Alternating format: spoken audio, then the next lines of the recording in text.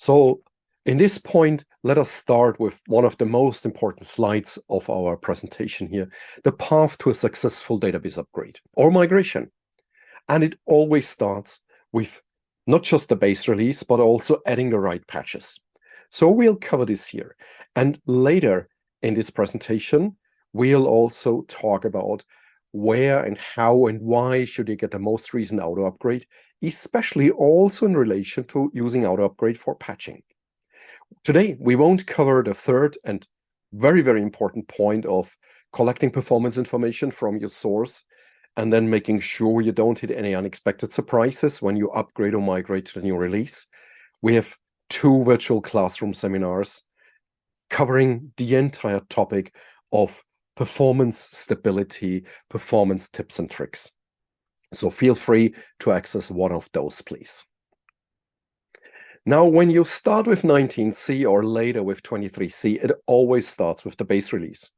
The base release is 19.3.0, and it got released in 2019. Now it's a few years later.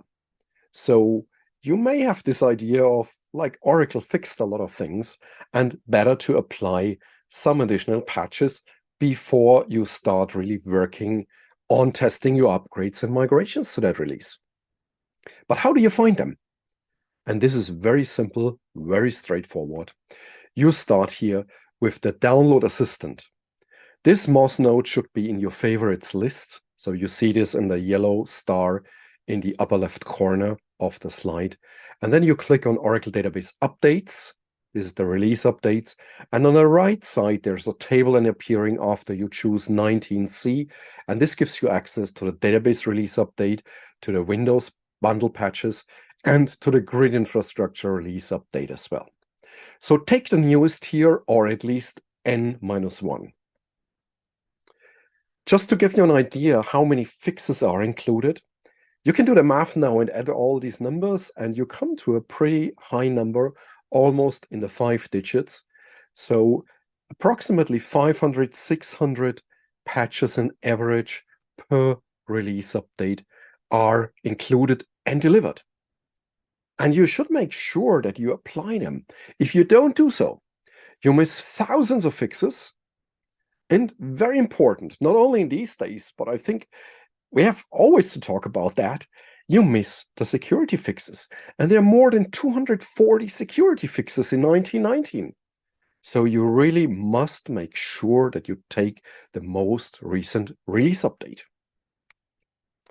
In addition to that, in Moz node 555.1, the recommended patches, you will find now the things we didn't include in the most recent one.